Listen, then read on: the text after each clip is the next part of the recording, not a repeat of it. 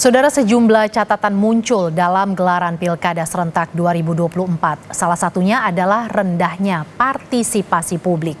KPU RI mengatakan secara nasional partisipasi pemilih di Pilkada 2024 di bawah 70%. Penyelenggaraan Pilkada 2024 secara umum berjalan lancar dan tertib. Namun, sejumlah catatan muncul, salah satunya rendahnya partisipasi publik.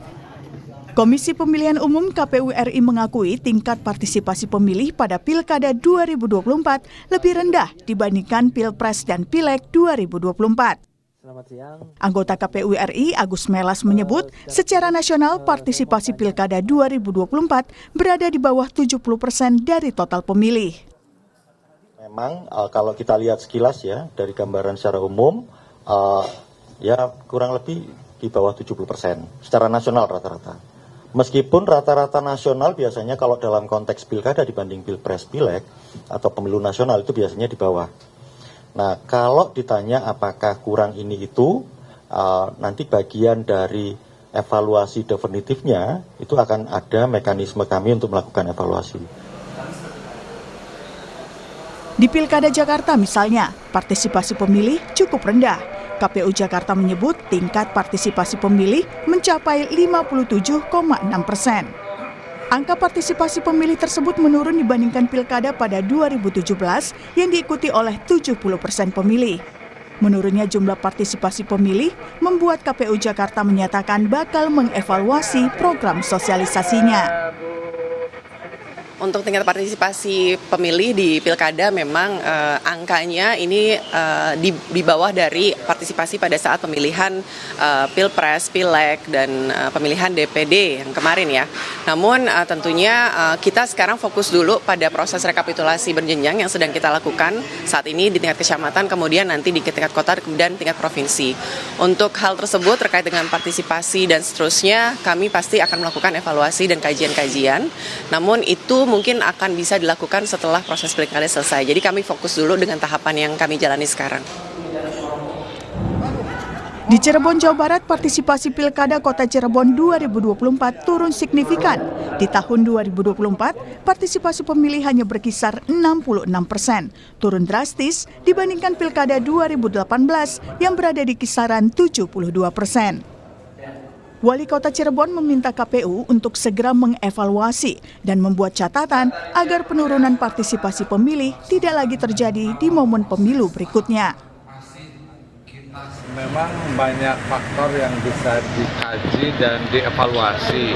Kenapa ada penurunan dari tingkat partisipasi kalau dibandingkan Pilkada 2018 itu kan 73.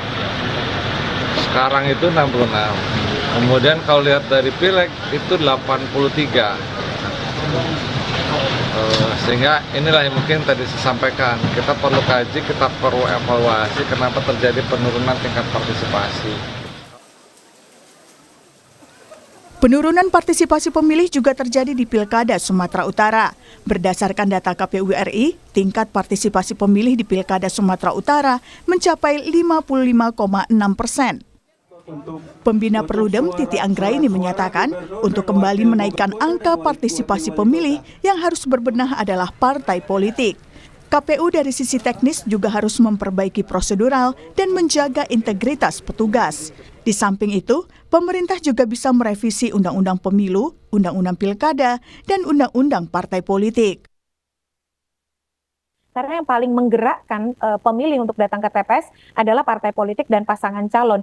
Jadi yang paling harus berbenah sebenarnya partai politik. Nah yang kedua, saya kira KPU tentu ya dari sisi teknis, prosedural, perlu makin memperbaiki layanan kepada pemilih, lalu juga lebih menjaga integritas petugasnya. Nah pemerintah juga lagi-lagi saya kira agenda ke depan, revisi Undang-Undang Pemilu, Undang-Undang Pilkada, dan Undang-Undang Partai Politik itu menjadi sangat mendesak, Mas Ihsan. Terutama jangan paksakan pilkada di tahun yang sama dengan Pileg Pilpres. Jangan pikirkan pragmatisme elit, tetapi pikirkan agar ekspresi dan saluran politik warga itu bisa optimal, bisa betul-betul bermanfaat, memberikan keberdayaan yang betul-betul optimal ya. Pilkada serentak 2024 jadi ujian demokrasi bangsa. Evaluasi harus terus dilakukan demi menjaga kemuliaan dari kompetisi politik yang sehat. Tim Liputan, Kompas TV.